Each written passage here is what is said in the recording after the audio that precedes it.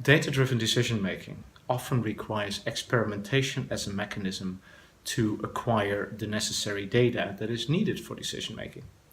In many of the companies that I work with, however, we run into a very interesting situation.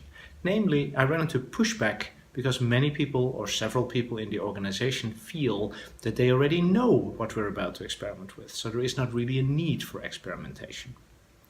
I always am very much surprised by this, and the reason that I'm surprised by this is because it is pretty clear that many of the decisions we take in R&D and in companies in general are actually incorrect or do not deliver the results that we're looking for.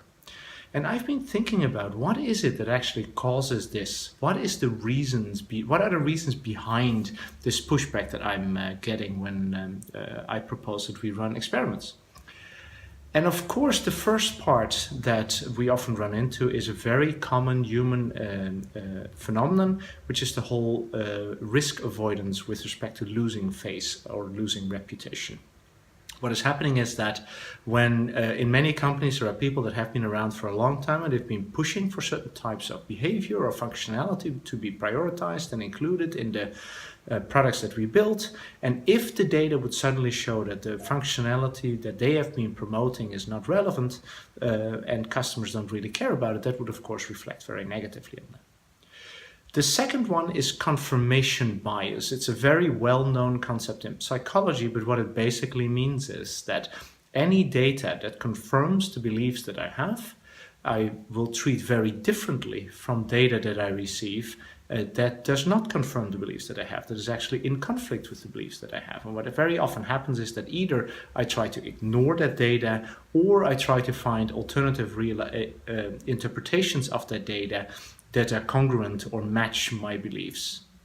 The third part, which is a very important part, is groupthink.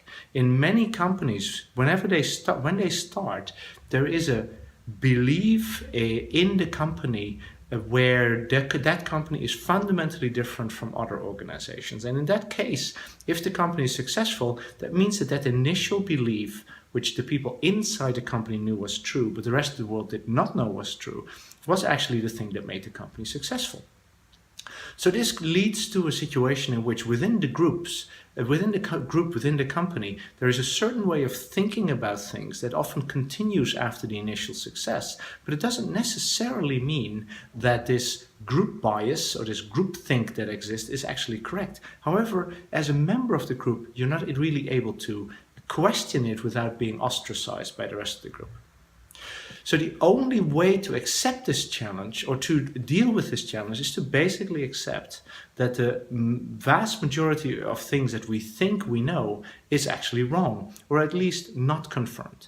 And the only way to do this is by constantly questioning our beliefs and expressing them in terms of hypotheses rather than in terms of absolute truths.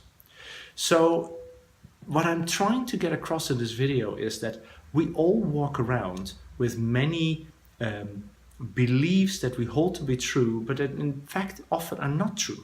And this is of course not just true for our professional lives, this is also true for many other parts of our lives outside of work. But what is important is that we especially in business, we have to stay grounded and operate in a factual reality, an understanding of reality that is actually matching reality as the company is experiencing. So what I think is important, and that's a key message in this video, please take a step back, reflect on your beliefs, and I try to identify the ones where you feel least certain about, and then find ways in order to define these beliefs as hypotheses, and then look for experiments and other ways to validate whether your beliefs are true or not. Because with that, you will be much closer to operating in the reality that your business actually lives in than otherwise. So remember, you think you know, but most likely you're wrong.